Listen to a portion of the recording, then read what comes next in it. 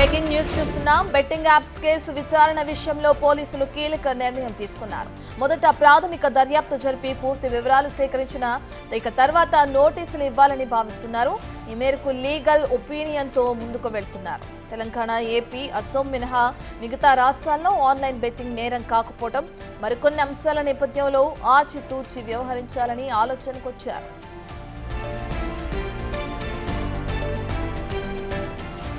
మొదట betting app నిర్వాహకులను, మీడియేటర్లను గుర్తించి విచారించాలని నిర్ణయించుకున్నారు.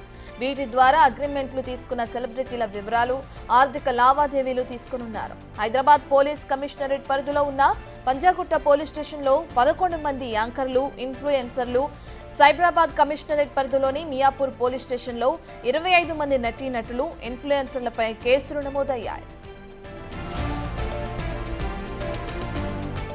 కేసులో నోటీసులు ఎదుర్కొన్న కొంతమంది లీగల్ యాప్స్ ను మాత్రమే ప్రమోట్ చేస్తామని చెప్పుకొచ్చారు. ఇక మరికొంతమంది స్టే కోసం హైకోర్టును ఆశ్రయించడంతో పోలీసులు ఈ నిర్ణయం తీసుకున్నారు. అందుకే పూర్తి ఆధారాలు సేకరించిన తర్వాతే ప్రమోటర్లను వివరించాలని భావిస్తున్నారు. అయితే కేసులో ఇప్పటికే టేస్టీ తేజ, విష్ణుప్రియ, రీతూ చౌదరి విచారణకు హాజరయ్యారు. శ్యామల హైకోర్టుకు వెళ్లి స్టే తెచ్చుకున్నారు. ఈ నెల 24న శ్యామల, 25న విష్ణుప్రియ, రీతూ మరోసారి విచారణకు హాజరు కానున్నారు.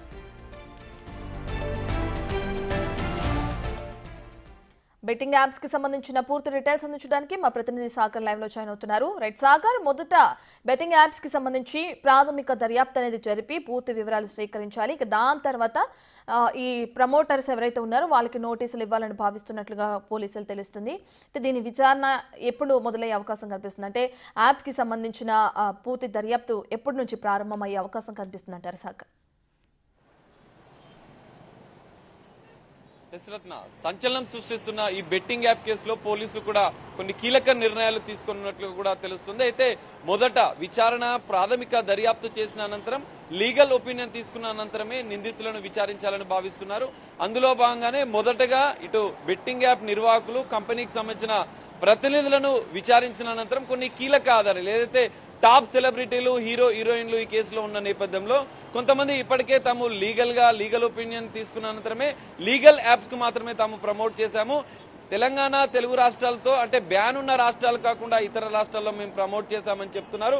మరికొంతమంది సారీ చెప్తూ, క్షమాపణలు చెప్తూ గతంలో అంటే బెట్టింగ్ యాప్ సంబంధించిన నియమ నిబంధనల మేరకు కొన్ని సంవత్సరాల క్రితం మేము చేశాం, ఇప్పుడు చేయలేదంటూ కొంతమంది తమ వాదనను వినిపిస్తున్న పరిస్థితి మనకు కనిపిస్తుంది. ఈ నేపథ్యంలోనే పోలీసులు చాకచక్యంగా ఈ కేసులో కీలక ఆధారాలు సేకరించే పనిలో పడ్డారు. ఇప్పటికే దర్యాప్తు కూడా మొదలుపెట్టినట్లుగా కూడా తెలుస్తుంది.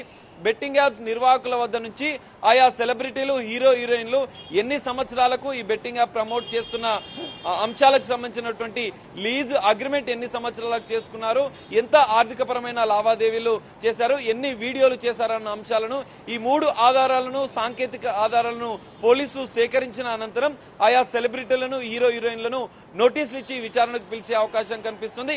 అందులో భాగంగానే సైబరాబాద్ పోలీస్ కమిషనరేట్ పరిధిలో మియాపూర్లో నమోదైన 25 మంది పైన ఇదే తీరులో పోలీసులు వ్యవహరించినట్లుగా మనకు తెలుస్తుంది. అయితే ఈ కేసులో ప్రధానంగా నిర్వాహకులను, ఈ బెట్టింగ్ యాప్ ప్రమోట్ సెలబ్రిటీలు చేస్తున్న క్రమంలో వారికి మీడియేటర్లుగా వ్యవహరించిన వారిని కూడా నిందితులుగా చేర్చేందుకు పోలీసులు యోచిస్తున్నట్లుగా కూడా మనకు తెలుస్తుంది. అయితే ఇప్పటికే పంజాగుట్ట పోలీస్ స్టేషన్లో నమోదైన కేసులో మాత్రం 11 మందిలో ఇప్పటికే 4గురిని విచారించిన పోలీసులు మరికొంతమందిని విచారించేందుకు కూడా సిద్ధమైనట్లుగా కూడా తెలుస్తుంది.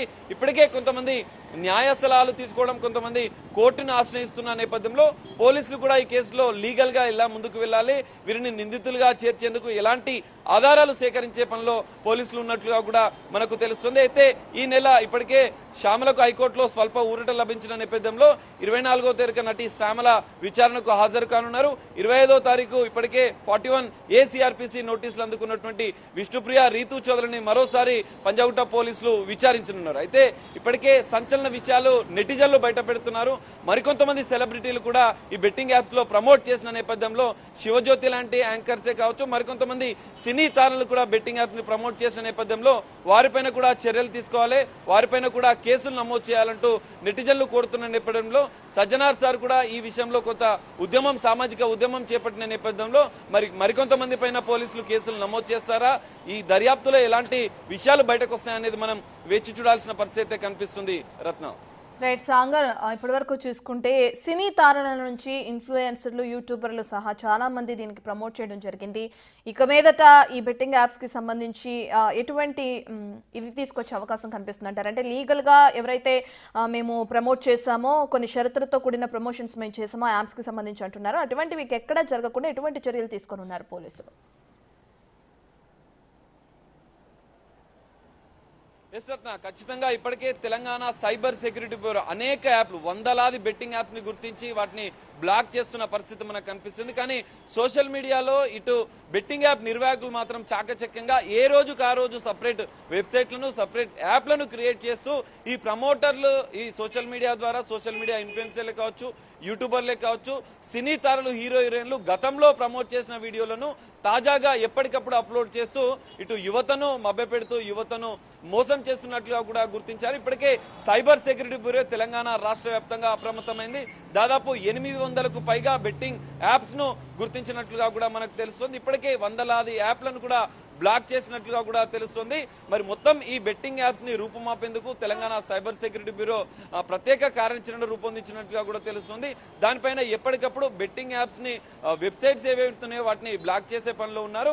కానీ మరి సినీ తారలపైన కేసులు నమోదవుతున్న నేపథ్యంలో, వారి గతంలో వీడియోలను ఇప్పుడు ప్రమోట్ చేస్తున్న నేపథ్యంలో ఆ విషయంలో పోలీసులు మాత్రం లీగల్ ఒపీనియన్ తీసుకుని ఉన్నారు. దాని తర్వాతే ముందుకు వెళ్ళనున్నారు. కానీ ఇక్కడ ఖచ్చితంగా ఈ సంవత్సరం వరకు, తాజాగా సంవత్సరం క్రితమే కావచ్చు, ఎందుకంటే తెలంగాణలో బెట్టింగ్ యాప్స్ కి కావచ్చు, జూదానికి సంబంధించిన ఆన్లైన్ బెట్టింగ్ కి సంబంధించి 2017 నుంచి చట్ట సవరణ చేశారు. గేమింగ్ యాప్ ప్రకారం కూడా 2017 తర్వాత వీళ్ళు ప్రమోట్ చేస్తే మాత్రం వాళ్ళపైన చట్టపరమైన చర్యలు తీసుకోనున్నట్లుగా కూడా తెలుస్తుంది. పోలీస్ శాఖ కూడా స్పష్టంగా చెప్తుంది, మీరు సారీ చెప్పినా, వివరణ ఇచ్చినా కూడా గేమింగ్ యాక్ట్, ఐటీ యాక్ట్ ప్రకారం, బిఎన్ఎస్ లోని పలు సెక్షన్ల ప్రకారం మీరు బెట్టింగ్ యాప్స్ ని ప్రమోట్ చేసి ఆర్థికపరమైన లావాదేవీలు జరిగితే మాత్రం ఖచ్చితంగా చర్యలు తీసుకుంటాం. నోటీసుల అనంతరం కూడా విచారణలో ఖచ్చితంగా ఆధారాలు ఉంటే అరెస్టులు కూడా చేస్తామంటూ పోలీస్ శాఖ చెప్తున్న పరిస్థితి అయితే కనిపిస్తుంది. Ratna, thank you for the update Sagar.